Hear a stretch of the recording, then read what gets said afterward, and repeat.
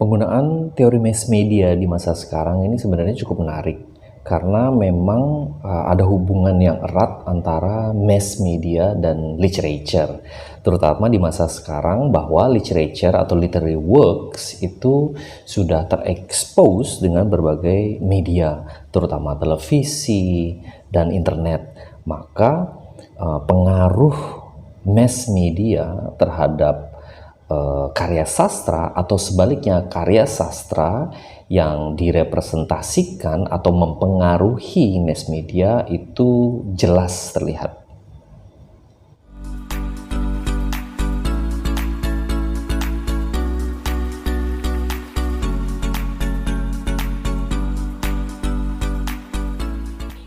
Hi everybody, welcome back to my channel. Kita akan membahas mengenai mass media theory di dalam literary criticism atau bagaimana aplikasi mass media teori ini di dalam penelitian karya sastra atau kritik karya sastra. Nah, seperti tadi saya jelaskan bahwa di masa sekarang, di masa modern ini kan sebenarnya karya sastra itu sudah lebih terekspos gitu ya, lebih terekspos dan mempunyai beragam bentuk modern. Sebut saja misalnya kalau kita dulu punya drama yang harus dipanggungkan di dalam stage gitu ya, dan memerlukan penonton langsung live gitu dan memiliki ruang serta space and time yang terbatas gitu ya. Tapi sekarang sejak adanya media maka setiap orang itu bisa menonton tidak harus di tempat, tetapi bisa di rumah melalui televisi, melalui internet. Bahkan kita sudah memiliki bentuk sastra baru seperti film atau misalnya untuk puisi kita memiliki lirik lagu dan sebagainya. Jadi berkembang. Maka mass media theory ini juga sangat-sangat diperlukan untuk memahami lebih jauh tentang media dan hubungannya dengan sastra. Di sini kita juga akan melihat bagaimana mass media ini memiliki hubungan yang saling mempengaruhi dengan sastra. Nah, jadi mass media theory di dalam literary criticism ini ada sebenarnya aplikasi dari teori dan konsep di bidang studi media, gitu ya, di bidang studi media. Pada analisis dan interpretasi dari sastra. Jadi kita menggunakan teori media di dalam studi media gitu ya, yang digunakan untuk membahas atau menganalisis karya sastra. Nah, ini adalah tentu saja ini masuk dalam interdisciplinary approach yang sangat mempengaruhi yang merujuk kepada media-media yang sangat mempengaruhi masyarakat gitu ya, misalnya ya, televisi, radio, film, internet ya, dan ini berhubungan sekali dengan sastra tentunya. Nah, di dalam mass media theory ini sebenarnya mengeksplorasi bagaimana media-media tersebut itu membentuk atau dibentuk oleh karya-karya sastra dan bagaimana mereka itu berkontribusi atau memberikan sumbangsi pada makna atau resepsi dari karya-karya tersebut. Nah, jadi memang pada dasarnya mass media theory ini yang memang membahas mengenai hubungan antara mass media dengan sastra. Apakah mass media itu yang mempengaruhi sastra atau sastra yang mempengaruhi media, begitu. Nah, untuk memahami lebih lanjut maka diperlukan pemahaman mengenai konsep-konsep dan ide-ide dari mass media theory. Mass media theory yang ada di dalam bidang studi media. Jadi, mass media theory ini dapat digunakan untuk menganalisis unsur-unsur intrinsik dalam sebuah karya sastra. Tetapi masalahnya adalah teori ini itu berpikir bahwa sastra itu tidak mungkin ada atau tidak mungkin sendirian gitu ya, tanpa menjadi bagian dari ekosistem budaya dan media. Jadi nggak mungkin berdiri sendiri itu tanpa ada budaya yang ada sebelumnya atau tanpa ada media gitu ya.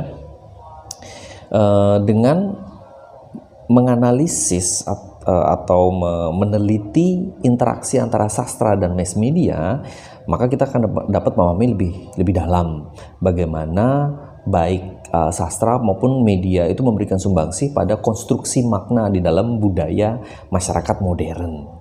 Gitu. Jadi saya akan permudah, saya akan sederhanakan bahasanya. Jadi intinya di masa modern ini itu kan sastra tidak mungkin berdiri sendiri. Sastra itu pasti terekspos oleh media kan, baik berupa film, baik berupa karya sastra yang lain, novel dan sebagainya. Itu terekspos oleh media koran, media majalah, media yang modern terutama internet gitu ya, televisi dan sebagainya.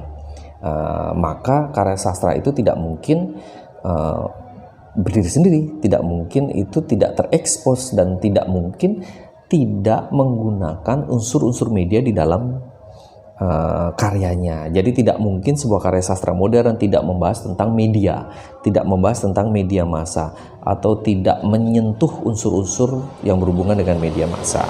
Gitu. Kurang lebih seperti itu ya konsep dasarnya. Nah, untuk itu kita akan memahami beberapa aspek kunci atau teori-teori utama, konsep dan ide-ide utama di dalam media theory. Pertama, media and literature interaction. Sesuai namanya, jadi sebenarnya kita bisa memahami atau menganalisis bagaimana sastra itu merefleksikan atau merespon pada media. Termasuk misalnya bagaimana seorang penulis itu memasukkan unsur-unsur yang berhubungan dengan media, seperti yang sebutkan tadi ya, unsur-unsur media atau mass media di dalam karya-karyanya. Misalnya penggambaran karakter, penggambaran tokoh yang mengkonsumsi media. Misalnya di dalam sebuah novel, si tokoh ini nonton televisi, menggunakan internet untuk mencari informasi, atau hal-hal lain yang memang berhubungan dengan media. Kemudian juga bisa mengeksplorasi tema-tema yang berhubungan dengan media. Misalnya tokohnya adalah jurnalis, atau tokohnya itu misalnya kameramen atau pembuat film dan sebagainya gitu ya. Itu disebut dengan media and literature interaction. Kemudian ada juga teori media effects on literary form. Ya, media effects on literary form. Berarti ini maksudnya adalah efek media pada bentuk sastra. Maksudnya apa? Itu menganalisis bagaimana mass media itu membentuk dan mempengaruhi struktur, gaya, dan konten dari atau isi dari sebuah teks ya, dari sebuah teks sastra. Misalnya nih penggunaan montage atau jenis-jenis editing tertentu yang ada di dalam dunia televisi, perfilman gitu ya, itu digambarkan di dalam karya sastra.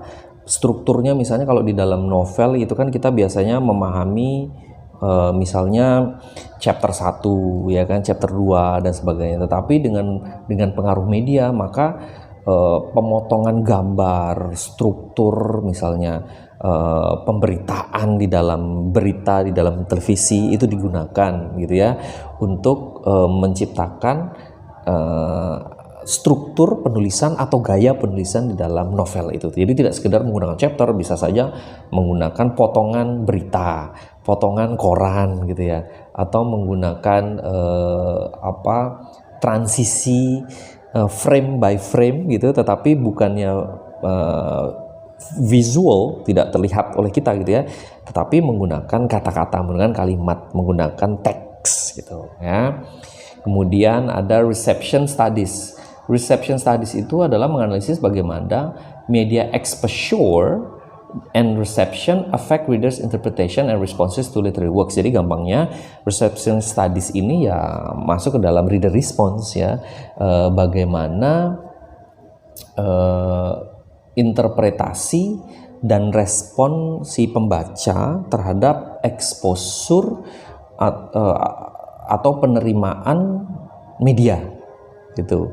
Jadi misalnya bagaimana melihat review dari pembaca, kemudian diskusi online tentang bagaimana media itu membentuk persepsi masyarakat atau publik terhadap sastra. Jadi kita kembali ke reader response gitu ya.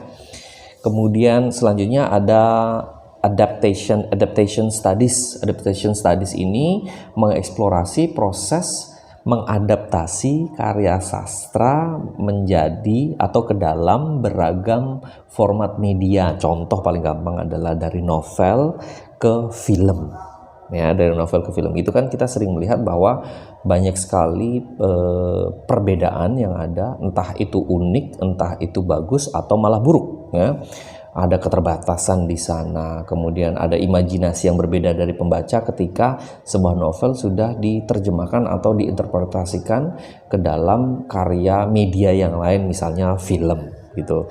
Maka di situ kita bisa membahas perbedaannya apa, ya comparison kita bisa membahas apa yang membuatnya berbeda, kenapa tokohnya menggunakan tokoh yang digambarkan semacam itu kemudian digambarkan dengan berbeda dan sebagainya gitu ya.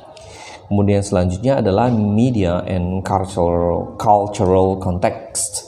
Tentu saja ini membahas mengenai bagaimana mass media itu merefleksikan dan mempengaruhi norma-norma, nilai-nilai, ideologi, budaya, dan masyarakat gitu.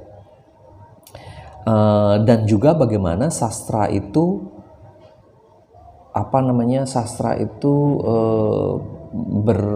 berhubungan gitu ya, berhubungan dengan isu-isu ini. Ini bisa termasuk misalnya membahas bagaimana sastra itu mengkritisasi atau memperkuat peran media di dalam membentuk budaya. Jadi sebenarnya banyak sekali yang misalnya budaya hip hop, budaya keterbukaan, itu di mana media massa itu mengeksplorasi ini gitu, menggambarkan ini, menjelaskan ini, menginformasikan ini kepada masyarakat. Dan kemudian bagaimana sastra itu melihat ini gitu. Misalnya begini. Budaya keterbukaan yang ada di dalam televisi atau di dalam internet itu tadi kemudian dilihat oleh seorang penulis. Maka seorang penulis meresponnya dengan menulis sebuah karya. Karya ini bisa mengkritisi budaya tersebut, budaya yang dibentuk oleh media tersebut, karena dianggap tidak etis, tidak berbudaya, atau menggeser nilai-nilai luhur atau nilai-nilai tradisional budaya masyarakat tertentu. Atau sebaliknya, si penulis itu akan menceritakan dalam novelnya, menggambarkan bahwa keterbukaan, demokrasi dan sebagainya itu ternyata bagus karena diberikan, diekspos oleh media sehingga menciptakan budaya itu tadi, budaya demokrasi, budaya keterbukaan, sehingga kaum muda menjadi lebih terdidik, demokratis dan sebagainya. Begitu ya. Jadi itu sastra melihat bagaimana media itu mempengaruhi masyarakat melalui tayangan-tayangan yang melalui informasi yang diberikannya, dan sastra ini menciptakan kritik ataupun sokongan atau dukungan terhadap isu-isu ini, gitu ya. Dan yang terakhir yang saya berikan di sini adalah intermediality. Intermediality itu adalah mengeksplorasi hubungan antara bentuk-bentuk media yang berbeda dan bagaimana mereka saling berhubungan, gitu ya, saling berinteraksi, saling terkoneksi, gitu ya. Ini misalnya mempelajari bagaimana sastra menggunakan elemen-elemen berbeda atau unsur-unsur berbeda dari media-media, bentuk media-media tersebut, media-media yang berbeda tersebut, dan bagaimana sastra itu merespon acara-acara atau fenomena media tertentu. Ini gampangnya ya hampir sama dengan yang sebelumnya, tetapi ini berhubungan dengan bagaimana perbedaan antara media-media tersebut. Misalnya internet menjadi lebih bebas, kemudian radio lebih tradisional, dan sastra itu bereaksi atau meresponnya dengan cara ya menuangkannya di dalam karya sastra itu. Dari penulis-penulis tadi menuangkan, menggambarkan di dalam karya sastra. Nah, ini sebenarnya hanya aspek-aspek kunci ya, sebenarnya masih banyak lagi. Pada dasarnya kita bisa menggunakan berbagai macam teori mass media untuk menganalisis sebuah karya sastra. Ya kan? Ini aspek-aspek kuncinya. Sedangkan teori-teorinya ya kita gunakan saja teori apa saja yang berhubungan dengan mass media. Maka dari itu kita memiliki aplikasinya. Nah, saya akan menggunakan langsung contoh aplikasi langsung kepada pada karya dari George Orwell yang berjudul 1984. Ini kan sebenarnya karya dystopian ya, dystopian literature gitu ya, dystopian novel yang memang sangat yang memiliki tema media yang kental gitu ya, selain juga kekuasaan dan politik begitu. Nah, di sini kita ingin menganalisis mengenai novel 1984 di mana mass media itu memerankan peran sentral di dalam oppressive regime of the party. Jadi di dalam novel ini ada namanya party gitu ya. Party ini adalah seperti karya sastra distopia lainnya seperti ya Hunger Games dan sebagainya. Itu kan di situ pasti ada rezim opresif ya, yang menekan masyarakat, mengatur, mengontrol gitu ya, memanage gitu ya, masyarakat gitu ya. Nah, di dalam novel ini kan sebenarnya ada tema-tema yang memang berhubungan dengan media massa yang sangat menonjol, misalnya media manipulation dan propaganda gitu ya. Di novel 1984 ini itu kan kelompok penguasa yang disebut dengan party itu menggunakan mass media, terutama yang disebut dengan telescreen. Itu adalah alat untuk mengatur dan membatasi gerak dari masyarakat gitu kan. Jadi the telescreen itu tidak hanya menyiarkan propaganda party, tapi juga memonitor setiap gerakan dari masyarakat gitu kan. Jadi intinya menghilangkan privacy. Di sini kan kita bisa melihat bahwa mass media theory ini dapat membantu kita untuk memahami bagaimana tema ini ya kan, hal yang dilakukan oleh party ini kan sebenarnya adalah bagian dari abuse of mass media sebagai kontrol dari pemerintah gitu ya. Kemudian ada juga disebut dengan doublethink and newspeak. Ini party di dalam novel itu menggunakan konsep doublethink dan newspeak untuk memanipulasi bahasa dan mengatur pikiran. Nah, media di dalam novel ini itu digunakan untuk membentuk persepsi dari publik, kemudian menekan masyarakat, kemudian menjaga atau mempertahankan otoritas si party ini melalui itu tadi menggunakan doublethink sama newspeak ini gitu ya. Ini salah satu unsurnya di dalam film-film distopia, di dalam karya-karya sastra distopia itu kita melihat bahwa mungkin bedanya adalah ya seperti kalau kita membahas menggunakan teori Marxism itu kan ada penguasa yang menekan proletar atau orang-orang yang kelas bawah gitu ya. Tetapi fokusnya ini pada penggunaan media, bagaimana pemerintah atau bagaimana penguasa itu menekan masyarakat dengan menggunakan mass media, dengan utilize gitu ya, menggunakan alat yang disebut sebagai media itu tadi. Nah, kemudian kita juga bisa membahas mengenai pengaruh mass media pada tokoh-tokohnya. Misalnya kita bisa menggunakan teori ini untuk mengeksplorasi tokoh-tokoh seperti Winston Smith and Julia yang dipengaruhi oleh lingkungan mass media di mana mereka tinggal, di mana mereka hidup, sehingga mereka membangun kesadaran bahwa mereka tuh sedang diperhatikan gitu ya oleh telescreen, sehingga itu mempengaruhi perilaku dan pemikiran mereka begitu. Kemudian ada juga the role of fiction and reality. Di dalam novel itu si party ini memanipulasi catatan dan kejadian-kejadian historis melalui mass media, kemudian blurring the line between fiction and reality. Jadi menyamarkan ya kan. Jadi kita kan tahu bahwa di kehidupan bahkan di kehidupan yang sekarang ya, itu kan mass media kerap kali juga digunakan untuk propaganda dan menghapus catatan sejarah di masa lalu yang dianggap buruk atau memanipulasi keadaan sejarah yang sebenarnya. Dulu mungkin di Indonesia bisa kita ketahui di banyak novel itu membahas mengenai bagaimana Orde Baru itu memanipulasi data, memanipulasi sejarah tentang Orde Lama, begitu ya. Maka kita bisa melihat di Saman dan Larung atau mungkin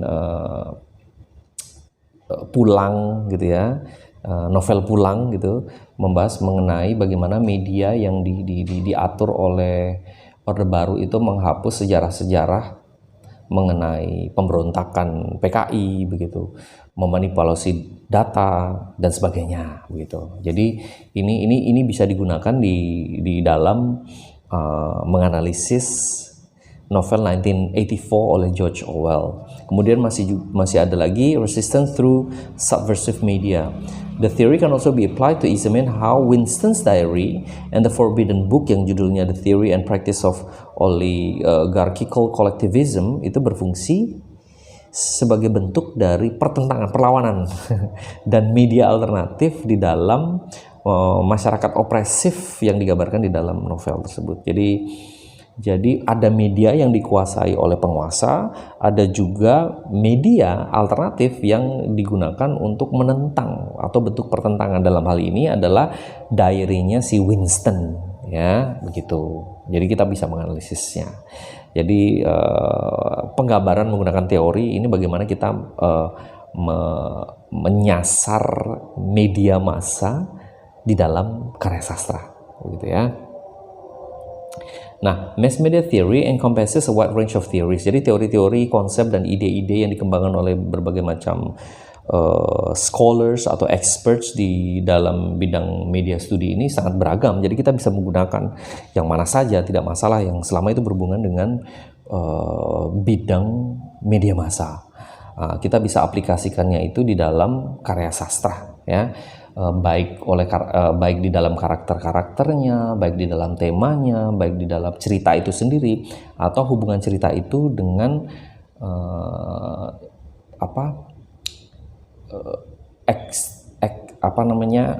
external elements gitu.